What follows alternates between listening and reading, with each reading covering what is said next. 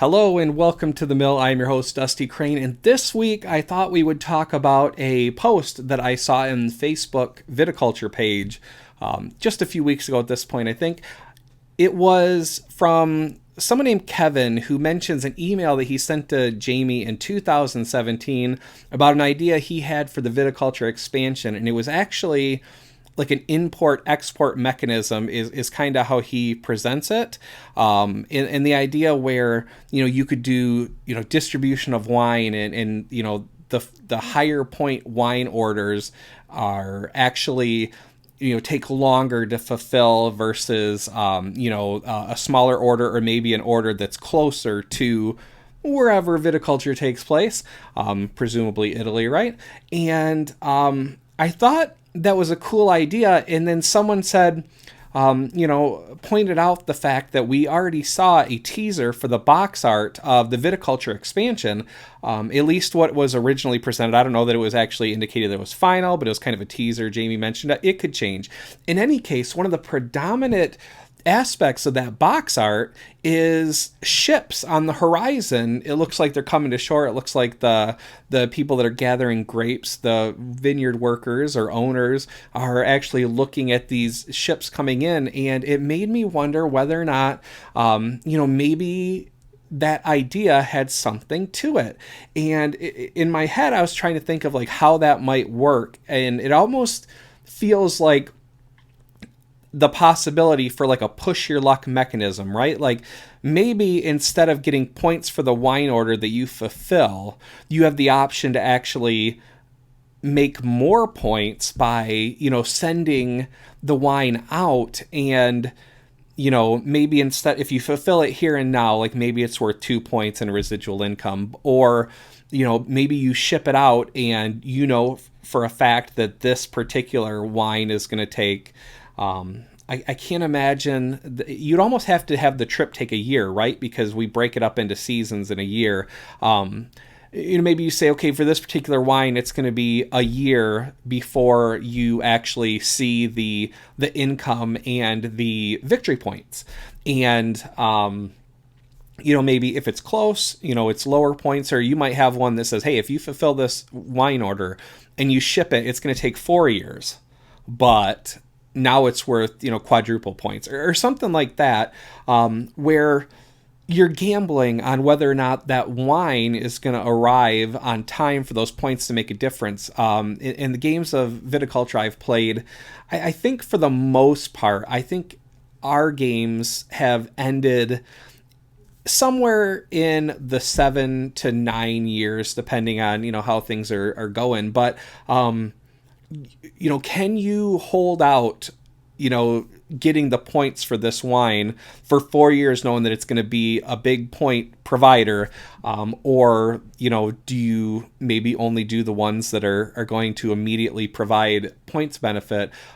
So I don't think that was a part of, that might've been a part of, a part of Kevin's idea. But I don't think I saw anything about the push your luck. It was kind of like it will take some time for the wine to get there. And I really liked that idea. I kind of like when game expansions, I do like when they just kind of like fit seamlessly, and it's just like, just add those cards, things change a little bit, but it's all the same. But I also like the expansions where, there's something extra to the gameplay. Like I love Tuscany, and now, how it adds the map there, and, you're fulfilling wine orders and putting stars out. I like that extra, piece to it, and in playing with structures and stuff like that. And so the idea itself of adding this push your luck mechanism is very interesting to me. It's very interesting that you could potentially have basically no points because you've been sending your wine out for export, and then the year 3 arrives or something like that, and just the points and the income roll in, and now suddenly somebody who is near the back of the pack, their work is paid off and they race to the front.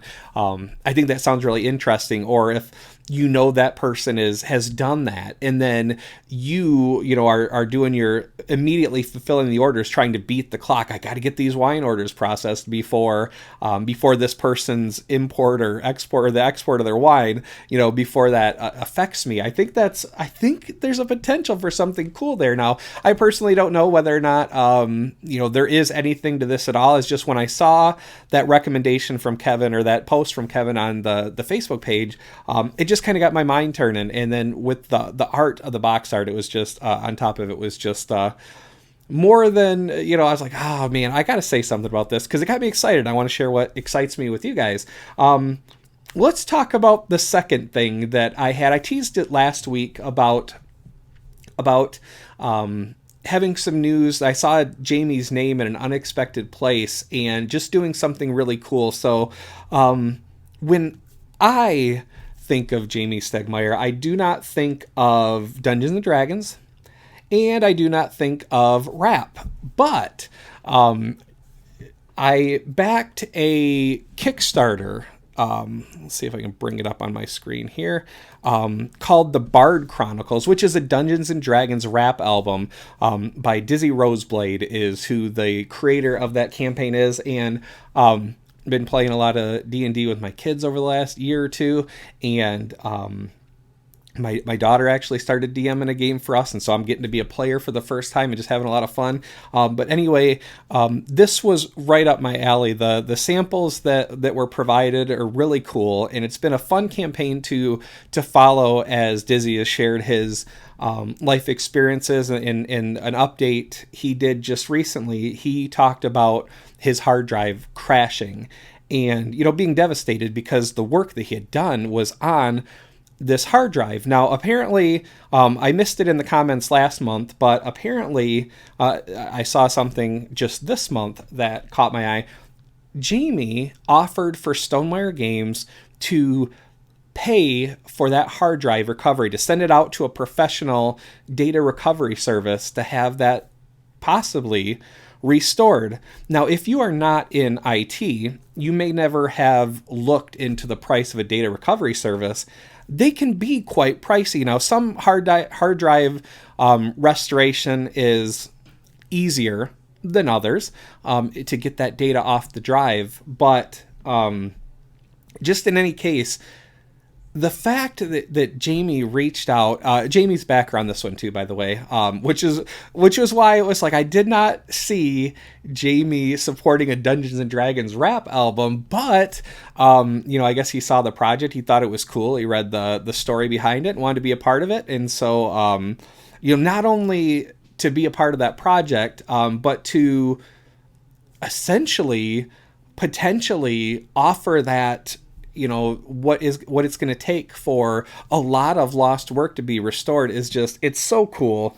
I talk about taking care of yourselves and each other at the end of the episodes, and I really do love that the company that sponsors this show not only says essentially the same thing, that that tries to put good out there, but practices it too. I just between the Stonemaier charity auction every year, between the pre-order sign up and donate $1 for every sign up for a pre-order, to stuff like this, to the BIPOC commitment to helping upgrade equipment and get people into conventions. And that was another thing. They worked with Geek Way to the West to bring in, people of color, content creators, and just not even just content creators, to bring in people who otherwise might not have attended Geek Way to the West for one reason or another to pay for those tickets. And